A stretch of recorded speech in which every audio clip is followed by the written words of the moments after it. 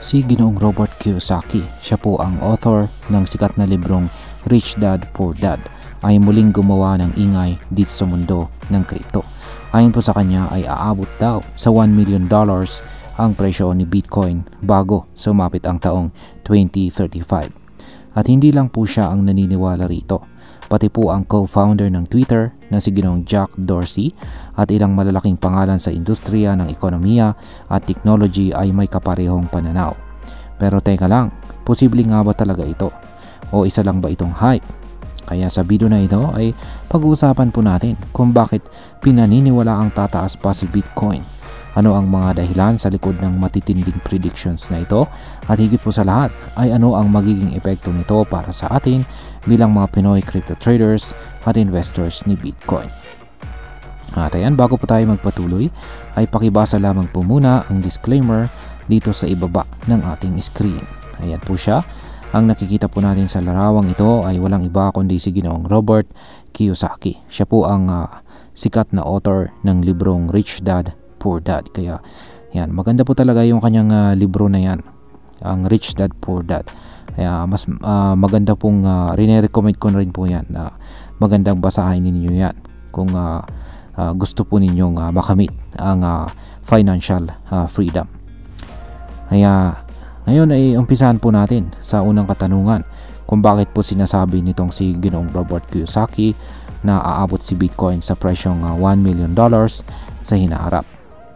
Yan, si Ginoong Kiyosaki ay kilala bilang advocate ng financial education. Matagal na po niyang sinasabi na ang pera, lalo na ang fiat money katulad po ng dollar, ay unti-unting nawawalan ng halaga.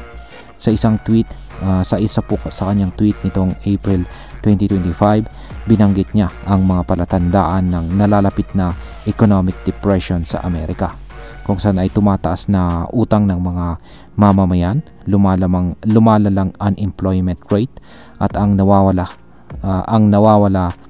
na mga pension funds. Ayan. Ayon sa kanya, isa po sa mga paraan para maprotektahan ang ating kayamanan ay ang pag-invest sa mga tinatawag na hedges or tulad po ng ginto, silver at syempre si Bitcoin.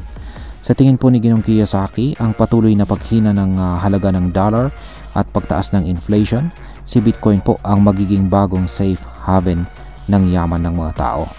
Kaya ang forecast po niya ay bago sumapit daw ang taong 2035 ay aabot yan or tataas ang presyo ni Bitcoin sa $1 million.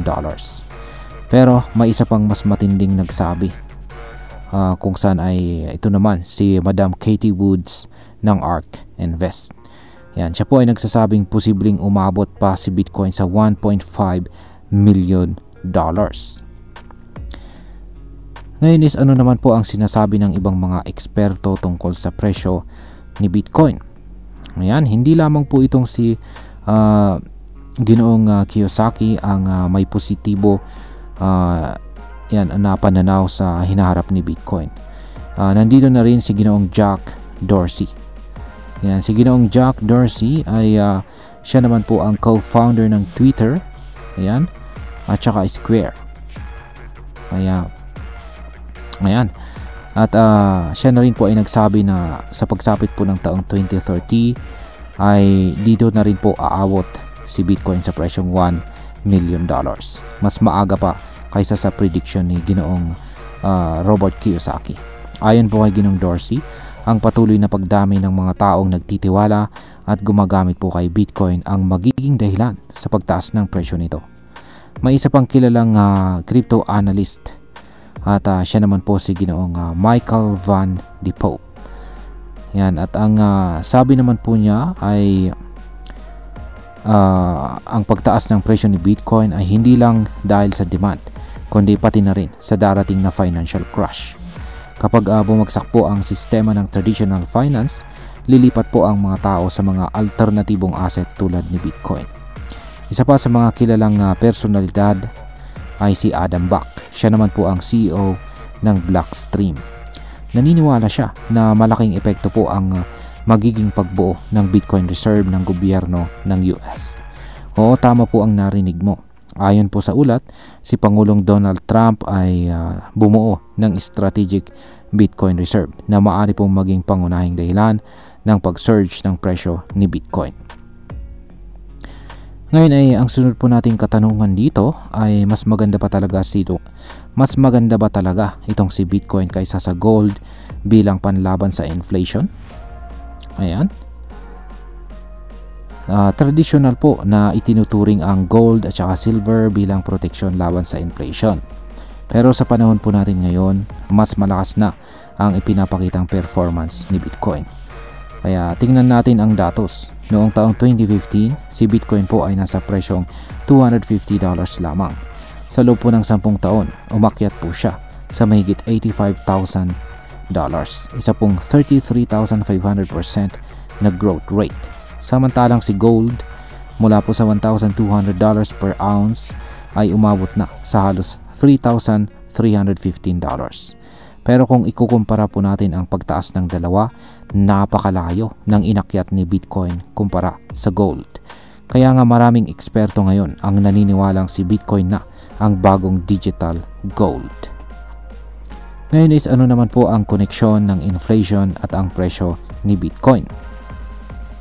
Isa sa mga pangunahing dahilan kung bakit naniniwala ang mga eksperto na tataas pa si Bitcoin ay ang maluwag na monetary policy ng maraming bansa, lalo na po ang US.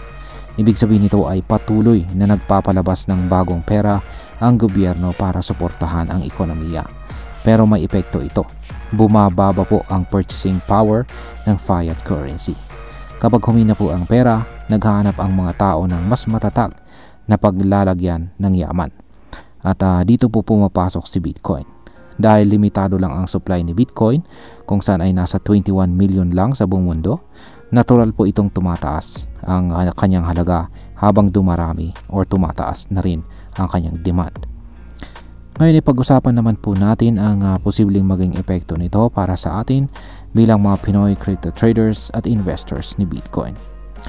Yan, kung sakaling tama po ang prediction, malaking oportunidad ito para sa atin bilang mga Pinoy crypto traders at investors ni Bitcoin. Imaginein mo na lang kung nakabili ka po ng Bitcoin ngayon sa presyong $85,000.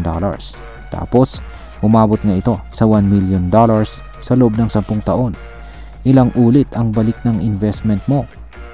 Pero syempre, hindi rin natin pwedeng kalimutan na mataas po ang volatility ni Bitcoin. Pwedeng bumagsak din ito, kaya mahalaga po ang diversified portfolio at tamang risk management. Para sa atin bilang mga Pinoy, particular po sa mga nagtatrabaho sa ibang bansa or mga OFWs, magandang alternatibo rin. Magandang alternatibo na rin itong si Bitcoin sa mga traditional na ipon. Kasi habang bumababa po ang value ng fiat, si Bitcoin ay may potensyal na tumaas pa. Hindi mo naman kailangang bumili ng isang buong Bitcoin. Pwede kang magsimula sa maliit na halaga gamit ang mga crypto exchanges dito sa Pilipinas. Ayan. Ngayon na bilang panghuli, ang masasabi ko naman po rito ay sa totoo lang, ang forecast po nitong si Ginoong Kiyosaki at maging ang iba pang mga eksperto ay hindi po natin dapat balewalain.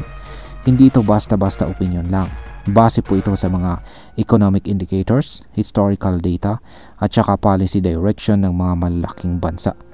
Pero sa kabilang banda, hindi rin ito dapat 100% na paniwalaan ng walang sarili po nating pagsusuri. Ang pinakamahalaga ay mag-aral po tayo bilang mga investors. Hindi lang dahil may sinabi si Ginoong Kiyosaki ay agad na tayong bibili. Dapat alam natin kung ano po ang pinapasok natin at handa po tayong harapin ang risk na kasama nito. Yan, ang Bitcoin ay may napakalaking potensyal. Hindi lang bilang investment, kundi bilang tool para sa financial freedom ng maraming Pinoy. Pero ang tagumpay po natin dito ay hindi lang nakadepende sa presyo ni Bitcoin.